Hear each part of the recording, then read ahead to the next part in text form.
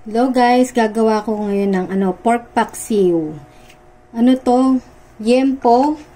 Dalawang liempo to na hiniwa ng medyo maninipis, ganyan. Alternative to sa mga kung lechon, kung wala kayong lechon, pwedeng liempo.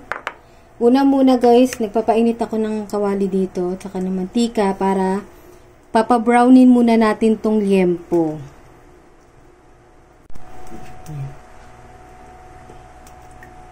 Lagyan natin ng onting mantika. Total non-stick naman tong gamit natin. Yan.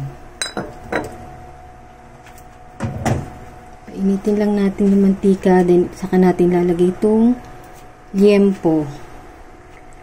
Mainit na.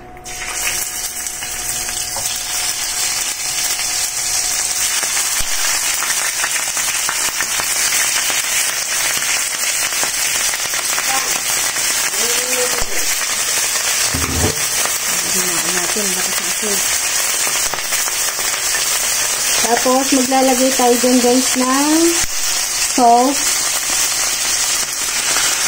para magkalasa yung ating pork at saka ng pepper.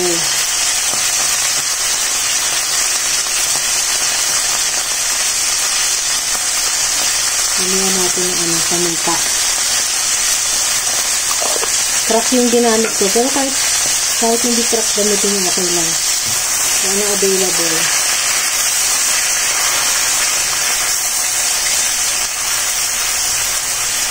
Kasi yan guys, pa-brownin lang natin siya. So, pupos ko muna. Pakita ko na pag nag-brown na siya. Okay, so, medyo mag-brown na siya. Pero babawasan ko guys yung mantika nito kasi masyadong madami. Papa-brownin ko pa ng onte. Ayan guys, binawasan ko na yung oil niya. Ayan o. Ayan yung extra oil.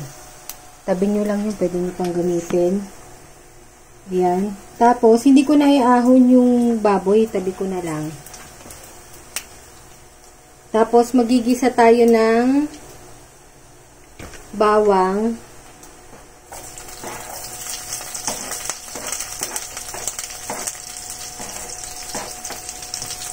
Tsaka ng sibuyas, onion.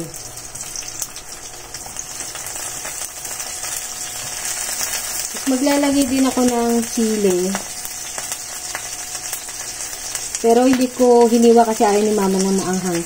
Inano ko lang siya. Sinugatan ko lang may hiwa. Pero optional lang yan. Kung hindi kayo mahilig sa maanghang, pwede naman tanggalin yan. Masarap kasi yung flavor ng bawang. Mas pasasarapin niya pa siya. Lutuin lang muna natin yung itong bawang sibuyas. Yan, luto na yan. Ihalo na natin yung baboy. Ayan. Tapos maglalagay tayo ng ng tumas. Isa sachet. Dalawang sachet. Kasi kulang isa lang. Hinaan ko lang yung apoy pati. Spicy po. Ang dalawang sachet naman tumas.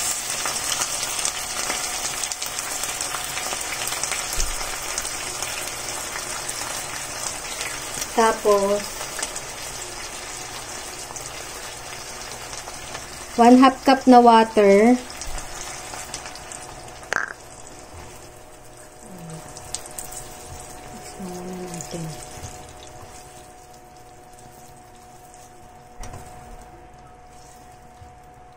Tapos, kailangan din natin ng 2 tablespoon na vinegar. 1,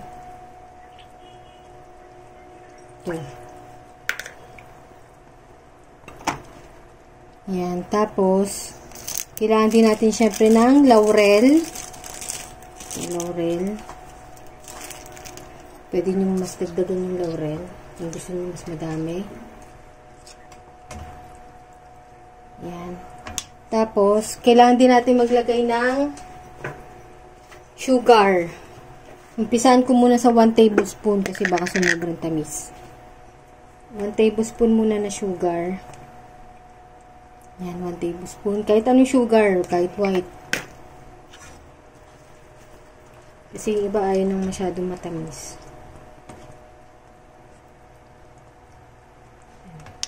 Tikman ko muna.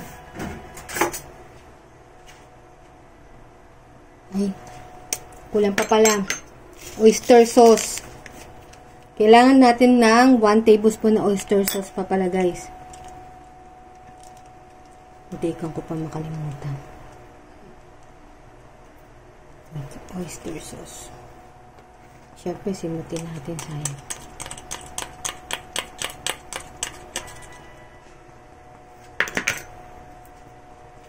Yan. Para mas, ano siya, magkakulay, mag-darken.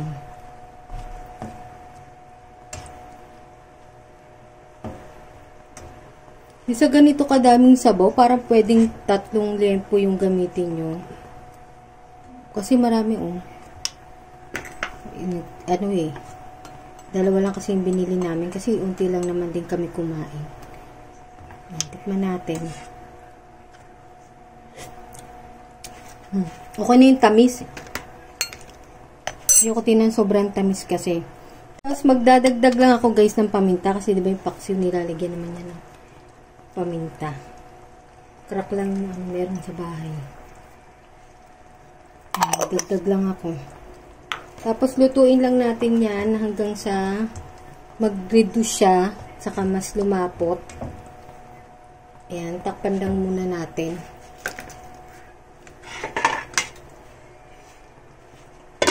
Ayan. Ayan, mga ilang minuto din. Ayan malapot na siya, saka nag-reduce na. Plating na lang tayo, guys. Na guys, yung finished product, ang aming pork paksiw. Ang sarap nito, guys, yung sauce niya, yung sabaw niya, ulam na. Kaya kahit unti lang yung laman, mapaparami pa rin yung kakain.